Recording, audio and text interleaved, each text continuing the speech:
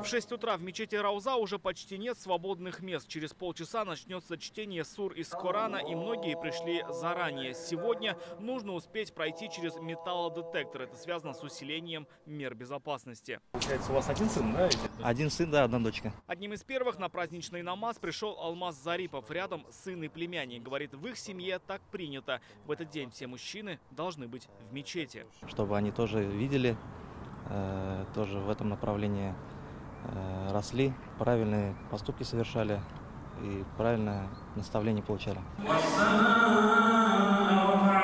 Отметить Ураза Байрам в одном ряду с другими прихожанами пришли сразу несколько министров. В зале глава Минфина Радик Гайзатуллин и депутат Госсовета Ринат Гайзатуллин. Именно по их инициативе была построена мечеть Рауза, названная в честь мамы. Рядом министр здравоохранения Марсель Миннулин с сыном. Здесь же глава Миндортранса Фарид Ханифов, министр строительства Марат Айзатуллин, руководитель Минобра Ильсур Хадиуллин. Это праздник всего нашего народа, не только мусульман, потому что, понятно, в первую очередь мусульмане отмечают, как мы живем в одном обществе, и прекрасно, очень приятно, что молитвы и в целом аура в этой мечети все не позволяют нам жить в согласии в мире. Мечеть Рауза единственная на Советской площади, поэтому именно здесь уже третий год собираются сотни верующих. В этот день многие не сдерживают слез. Позади сложное испытание – 30-дневный пост. Просим у Аллаха, чтобы Аллах принял наши ибадаты, наши намазы, наши дуа. Мы этот месяц ждем каждый год с нетерпением.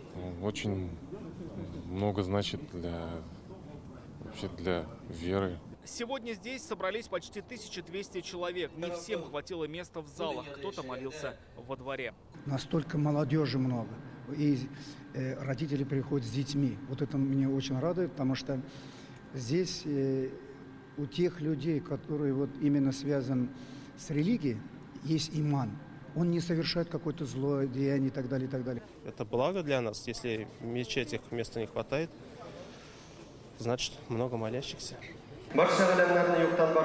Перед праздничным намазом имам Хатыб мечети произнес вагаз, где затронул сразу несколько важных тем для страны. Одна из них – СВО. Отметил, в каждой молитве верующие просят у Всевышнего здоровья нашим защитникам. Также милости природы. Сейчас в сложной паводковой ситуации находятся жители сразу нескольких регионов. Мы очень просили Всевышнего, чтобы наша страна избежала всяких вот этих и катаклизмов, и страна была богатой, была дружной, была сильной. В течение месяца просили, и Аллах Тааля, мы уж надеемся, наши дуа услышал и наши дуа принял. Кульминацией праздника стал коллективный намаз.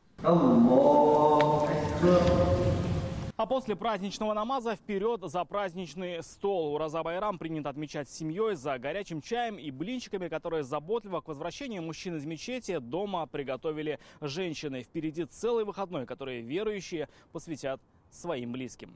Рамиль Шайдун, Алмаз Единов, ТНВ, Казань.